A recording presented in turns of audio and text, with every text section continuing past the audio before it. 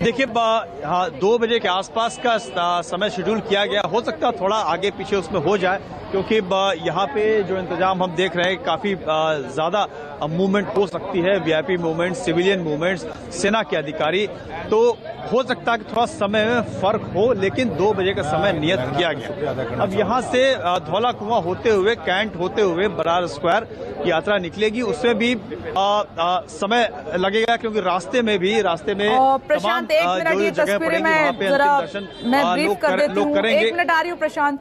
गृह मंत्री अमित शाह को आप देख रहे हैं, वो पहुंचे हैं जनरल बिपिन रावत के घर, उनको आखिरी सलाम करने के लिए, श्रद्धांजलि अर्पित करने के लिए। जनरल बिपिन रावत और उनकी पत्नी का पार्थिव शरीर इस वक्त उनके घर पर अंतिम दर्शन के लिए रखा गया है। गृह मंत्री अमित शाह इस वक्त आपको टीवी स्क्रीन पर नजर आ रहे हैं। साथ में जनरल बिपिन रावत की बेटियां, उनका परिवार पूरा मौजूद है। उनको ढांढस बंधाते हुए गृह मंत्री अमित शाह श्रद्धांजलि, अंतिम सलाम करने के लिए पहुंचे हैं। और थोड़ी देर में जो आम जनता बड़ी संख्या में पहुंची हुई है जनरल बिपिन रावत को देखने के लिए, आखिरी सलाम करने के लिए, उनके लिए पार्थिव शरीर रखा जाएगा। श्रद्धांजलि अर्पित करने के बाद गृह मंत्री अमित शाह वापस हो गए हैं वहां से।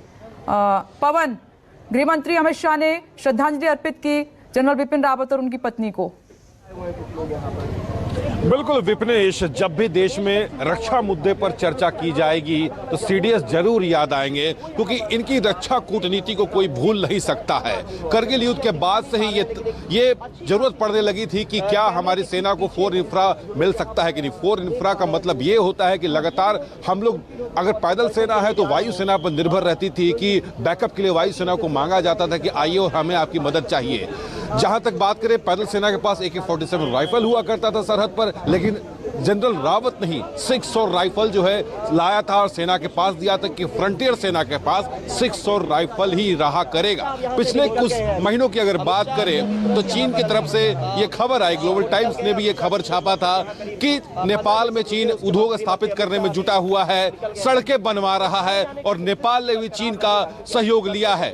इसके बीच यही रक्षा कूटनीति रही थी। उन्होंने नेपाल के साथ समन्वय स्थापित किया, जनरल MM नरवणे को नेपाल भेजा, जिसके बाद रक्षा सुप्रीमो जो है नेपाल के, वो भारत आए थे और उन्होंने एक ही बात कहा, इंडो नेपाल भाई भाई, ये कहा। यानी रक्षा कूटनीति की बात करें तो उनकी कूटनीति के आगे कोई टिक नहीं सकता था। जब बॉर्डर पर लगातार की चीन की तरफ से सेना का जमावड़ा किया जा रहा था, काफी ठंड हो रही थी, मौसम खराब था, लेकिन फिर भी वहां पर पहुंचकर सीडीएस ने सेना का मनोबल बढ़ाया, हमारे सैनिकों का मनोबल बढ़ाया और यही कहा कि हम तुम्हारे साथ हैं, तुम्हें पीछे नहीं हटना, और लगातार सैनिकों को जो है सरहद पर भेजा। जिसके बाद चीन को जो है कई राउंड की कमांडर लेवल बैठक करनी पड़ी, मीटिंग करनी पड़ी, और यही रहा। हर मीटिंग में हमारी जो सेना है यही बात कहते रह गई कि आपको पहले अपने सैनिकों को पीछे करना पड़ेगा, तभी हम आपसे आगे की बात करेंगे। और उन्हें अपने सैनिकों को पीछे करना पड़ा, कई घातक हथियारों को पीछे करना पड़ा। यानी सीडीएस की कूटनीति के आगे जो है कोई टिक नहीं सकता, कोई सानी नहीं था, ड्रीम प्रोजेक्ट कोई सानी नहीं था। पवन, आपने ठीक कहा,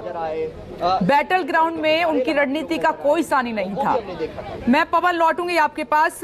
विशंबर सर और सिंह सर, मैं बस आ रही हूँ थोड़ी देर में, एक छोटा सा ब्रेक मुझे यहाँ पर लेना पड़ रहा है, उसके बाद मैं आपके पास आती हूँ।